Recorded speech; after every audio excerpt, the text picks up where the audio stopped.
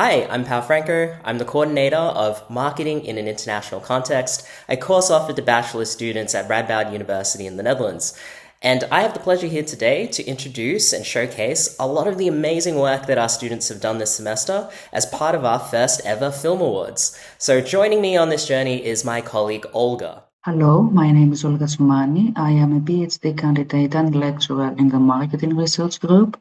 This year I've had the pleasure of joining PAO in teaching the Marketing in an International Context course, where my main role has been supporting you through your two assignments. So as some background, these Film Awards are based off an assignment set for our students, and their task was simple: take an academic article of their choosing from marketing and consumer research, and then communicate it to a broad audience in a 60 to 90 seconds video, kind of akin to what you would see on TikTok or YouTube Shorts. Now, Olga and I received a lot of amazing video submissions from our students. This made it very challenging for us to narrow them down to a shortlist that we'll share with you today. And these shortlisted videos were put up for 2 awards. One award was the Teacher's Choice Award, where Olga and I would select one video for a prize, as well as the Student's Choice Award, where the students got to vote in our last lecture which of the entries could get that prize. So without further ado, let's watch all of the videos, starting with the runners-up, and then we'll end with the 2 winning videos for the Student's Choice and the Teacher's Choice Awards.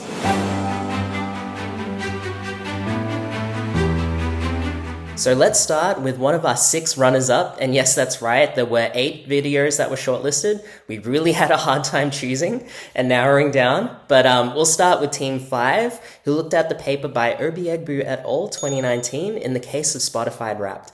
So what was really cool about this paper and why it was shortlisted was that they looked at this paper in relation to a very relatable context in Spotify Wrapped. At the end of every year, we tend to see these Spotify Wrapped posts pop around, and they connect it just so nicely with the key insights about loyalty in this paper. They did so with a really nice hook that grabs you in the first couple of seconds, as well as some nice ending quotes about unique ways to think about marketing in relation to the paper. So without further ado, let's roll that first shortlisted video. I've been thinking a lot about Spotify Wrapped, because why do we all care about posting it so much? I think it's a masterclass in marketing and loyalty, but first something else. You see, there's this quote: great marketers don't do all the marketing themselves. They give us the tools to tell our own stories. That works here as well. Marketers have always seen loyalty as what you keep on buying and how you feel about a brand. Some researchers said that's not the full picture. When Obiegbu and colleagues researched U2 fans, they found something interesting. To these fans, loyalty wasn't just what you buy or how you feel, it was something you negotiate and perform with others. It's what they call experiential loyalty. Fans constructed loyalty in 3 ways: the amount of time they've been a fan, the emotional ties they have to the band, and how obsessed they are. And that's exactly where Spotify Wrapped comes in. Instead of having to negotiate and actually talk about your obsession, Spotify gives you the data. It shows you how many hours you've listened to an artist, and even puts you in that top percentile, giving you the social currency you need. You don't need to verbally prove you're a superfan anymore. All you need to do is click post. Because what I think Spotify understood is that loyalty isn't private. It's something you create with others. Wrapped gives you the language to tell people you're a superfan, and in doing so, you're being a brand partner for Spotify. So next time you post your Wrapped, you're not just sharing stats. You're negotiating who you are and proving that you belong. That's experiential loyalty. So let me know in the comments, who was your top artist? Now, the next runners-up will feature our Team 8, who looked at Miller and Kahn's study in the context of the brand Lush. Now, this paper was shortlisted because it really brought to life the experiment in this article, and it features some really nice, slick editing of stock footage in a way that really drives home the key ideas that they wanted to communicate from this paper. These 2 bowls contain the exact same candy, yet almost everyone picks bowl 2. Why is that? You can choose between red, yellow and brown, or Razzmatazz, Lemon Zinger or Mocha Mystery. Which one do you prefer? Mocha Mystery, definitely. Razzmatazz. Lemon Zinger sounds nice. In 2005, researchers Miller and Kahn found something wild. Unusual product names work like a tiny puzzle for your brain. You start making associations. Razzmatazz sounds sparkly, fruity and funny. That mental effort feels good, and you project that good feeling onto the product itself. But there is a catch. The name has to make sense. Call a Yendo candy mocha and you lose the customer's trust instead. Lush gets this better than everyone. Their balcons aren't called lavender purple or pink with glitter. No, they're called Sex Bomb, Intergalactic, Big Blue and Alphabet. Every name triggers a story in your head, before you've even smelled the product. That's exactly why you'll drop €6 on a ball of soap instead of grabbing plain bath salts at the drugstore. So next time, when you buy something because it sounds cool, now you really know who's steering the wheel. The next runners-up will feature our Team 19. They also looked at Miller & Kahn's study, but this time in the context of the Ben & Jerry's brand. Now, this video stuck out to us because of its on-the-street interview style, as well as its icing on the cake featuring our lovely campus here in Nijmegen. Hey, Chunky Monkey, do you like Ben & Jerry ice cream? Come and let's ask some people what their favorite kind of Ben & Jerry ice cream is. What is your favorite type of Ben & Jerry ice cream? I like the half-baked Ben & Jerry's with the fish food flavor. I like that one as well. My favorite one is chocolate fruit brownie. Do you have any suggestion to Ben & Jerry's for new type of flavor? Well, I do have one. My name is Tom, and I would like a Tom & Jerry's flavor. Research shows that color and flavor names influence consumer behavior when buying products like, for example, ice cream. Let's ask the expert on that topic. Hi Sarah, could you explain to us why people choose Ben & Jerry ice cream based on their color and flavor names? Price's theory of conversational implicature is based on the assumption of product. It means that there is an unusual link or a correlation between unusual flavor names and favorable reactions for customers. Are you trying to determine what the flavor will taste like? Yeah, incongruency theory explains this phenomenon. An unusual flavor name will have someone trying to determine what the adjective is actually trying to describe, and therefore if a positive correlation is made, then we'll have a positive relationship and effect. So, how do you like your ice cream? Oh, it meets expectations. Like it. This team did a very good job explaining, with the use of the very relatable example of Netflix, how large assortments can actually raise expectations but reduce satisfaction, while the birthday card study helped connect the theory to the paper's findings. Their video was also very engaging thanks to the dynamic pacing they used, the transitions, and the use of overlay text. Do you recognize that feeling of endlessly scrolling through Netflix, not knowing what to watch? You're not alone. Scientific research shows that having a very large number of options doesn't always make us happier. While you might expect that bigger assortments increase satisfaction, research actually shows the opposite. Because these large assortments also raise our expectations, we start to believe that the perfect option must be out there somewhere. And those higher expectations make it harder to feel fully satisfied afterward. With just a few options, expectations stay lower. And once we choose, we're more easily satisfied. In fact, researchers found that people are less satisfied with the exact same product when it comes from a large set of options compared to a small one. For example, in the study, participants were shown the exact same birthday card. Some were told it came from a small assortment, others from a large one. Even though the product was identical, those who believed it came from the larger assortment reported lower satisfaction, because their expectations had been higher. So here's some free advice for Netflix marketing manager. That unlimited amount of films and series you talk about might not be something that makes your users happy. It can unintentionally raise their expectations and reduce their satisfaction with their choice. And for you out there scrolling, stop looking for the best option. Lower your expectations and you'll probably like your choice better. Enjoy the show! The team gave a very good explanation of the involvement spiral phenomenon by using a very stimulating video. They also took the concept further by using the example of Duolingo and showing clearly how the app's design can trigger the spiral phenomenon in a daily life situation for many consumers. I was about to sleep, but this app made me feel guilty for not learning Spanish. Most brands will assume that the best customer experience should be a smooth one, making the experience easy, predictable, and frictionless. You show up, you get what you need, you come back.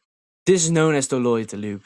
But the 2020 study by Siebert and colleagues challenges this as the only model that matters. They introduced the involvement spiral. Instead of being easy and predictable, it's exciting, unpredictable, and even challenges the customer, meaning that instead of reducing friction, it uses it to pull customer deeper in. Think of apps like Pokemon Go, CrossFit, or Tinder. These aren't smooth at all because not all customers want easy. Instead of removing friction, these brands use it to pull you in, like a roller coaster. A perfect example is Duolingo. Learning a language can be frustrating, and Duolingo makes full use of that. Streaks that make you panic if you miss a day, leagues where strangers are competing against you, a passive-aggressive owl sending you guilt trip notifications when you're not constantly learning. 1 in every 5 daily users has a streak of longer than 365 days. That's not loyalty, that's obsession. Duolingo is not successful despite being challenging. It is successful because of it. And that's the involvement spiral in action. The team managed to explain the paper's theories in a way that's easy for anyone to follow. By contrasting responses to survey questions, they pointed out the differences between the two theories, while their nail polish example helped make the video and the story consistent and also engaging from the beginning to the end.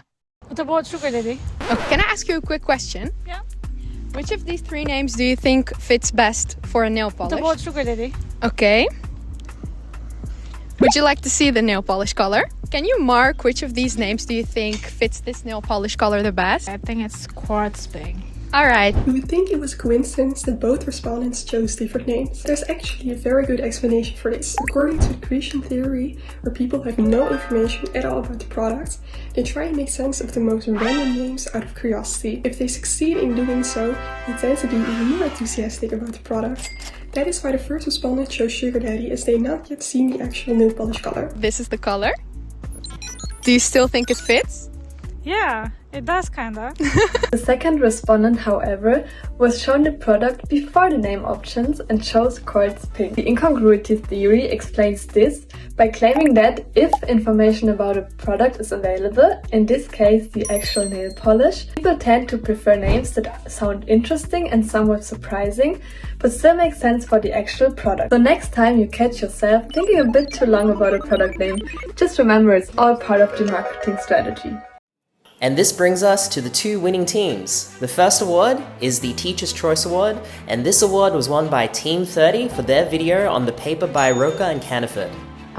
This team used a very interesting example to bring the paper to life by contrasting Stanley's old image with its huge popularity on TikTok nowadays.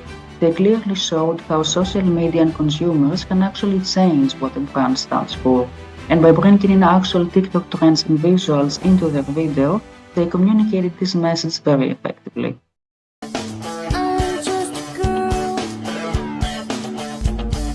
This is how you probably know the Stanley Cup right now. But how did a tumbler, designed for construction workers, suddenly became a €60 status symbol? The answer lies in a heterotopian selfie. This is the direct result of the Gen Z influencer culture. You than a picnic. It's some kind of tough thermos bun. Look at all these selfies and comments. This cup isn't on a construction site anymore. It is in a girl's bedroom or in a luxury SUV. Consumers are using the cup as a prop for their own micro-celebrity or influencer status. It is no longer about staying hydrated, but also about the aesthetic. It's finally mine. I love it. It's beautiful. According to Roca and Caniford, a brand is an assemblage. The material side of Stanley, a steel tumbler that keeps drinks cold. The expressive side used to be rugged and indestructible, but through these selfies, that image has shifted into something entirely different. The brand has become a fashion item in the attention economy. A risk? As soon as the trend fades, a brand's current magic could collapse. Is your Stanley just a water bottle, or is it a way to score more likes? According to the theory, it's definitely the latter. Are you a Stanley girl, or do you think it's all hype? Let us know in the comments. And this brings us to our final video for today, and that is the Student's Choice Award. Now, Team 7 won this award for its video that featured dial and pointers work and in the context of YouTube movies. Now, this one won over the hearts of their fellow peers because it remixed in a very fun way this old-timey picture style, something fun and lighthearted, with a very relatable contemporary dilemma that many of us face on a daily basis.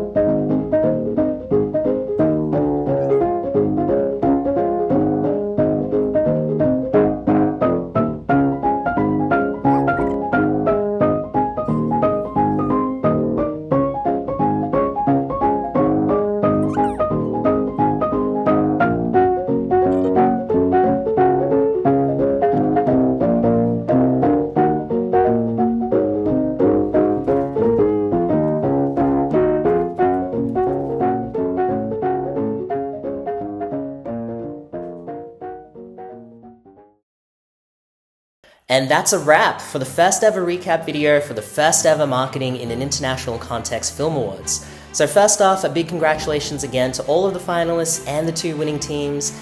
And from Olga and I, a huge thank you to all of our students in the course this semester for your hard work. And thank you to the viewer still with us watching this video for sticking around, and I hope that the videos from our students have been not only informative, but also a pleasure to watch. So I'm signing off, and I hope to see everyone again for the 2nd annual Marketing in an International Context Film Awards. Hope to see you there.